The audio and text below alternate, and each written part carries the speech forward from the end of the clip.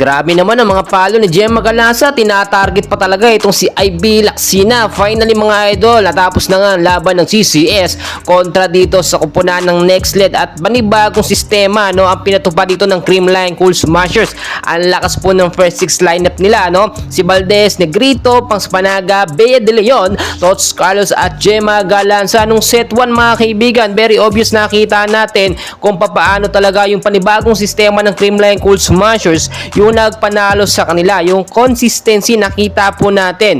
Do talagang nakita nyo, lumakas din talaga yung defense at opensa nitong Nextlet dahil nga po nandiyan si Ivy Lacsina, pero hindi nila talaga napantayan no, yung sistema ngayon ng Creamline Cool Smashers. Huwag yung sabihing mahina ang kupunan ng Nextlet mga kaibigan. Malakas din po yan no, at napatunayan na ilang beses nung mga lumalaban sila no. Kahit nakita nyo no, dito sa set 1 natapos ang laban sa score na 25 ang CCS 22. Ang Nextlet 3 puntos lamang kalamangan dito ng Creamline. Pero pagdating nga po ng set 2 nakita natin lumakas din lalo ang depensa dito ng Creamline Cool Smashers. Habang tumatagal yung chemistry at momentum ng Creamline Cool Smashers ay mas lalong lumalakas. Kahit nga pang semi-set yung pinaglalabanan nila no, ay nakita naman natin kung paano binibigay talaga ng Creamline Cool Smashers ang kanilang 100% na galing at talento.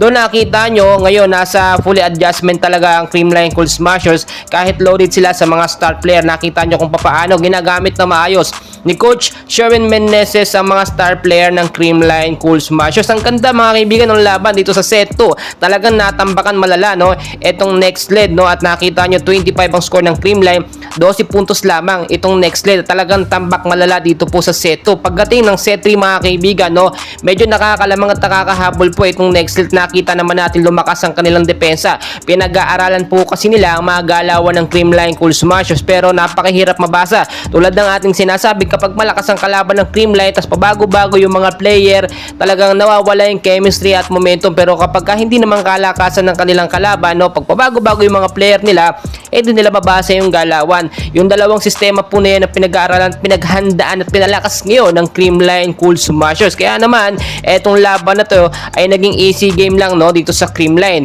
Doon nakita natin pumapalag kahit paano yung Nextlet, lalo na nung set 3 ay talagang nangibabaw yung magandang chemistry momentum ng Creamline Cool Smashers. Yung susunod na laban po ng Creamline, makakalaban naman nila etong Choco Mucho Flying Titan, which is ang ganda din ng performance no, at may pag-asa pa nga po makapasok sa finals. Ito yung kanilang sister team no, na talagang nakita natin kahit hindi man magkampiyon ngayon ng Creamline Cool Smashers, nandiyan naman ang kanilang sister team na Choco Mucho Flying Titans. Parehas po nating sinusuportahan niya.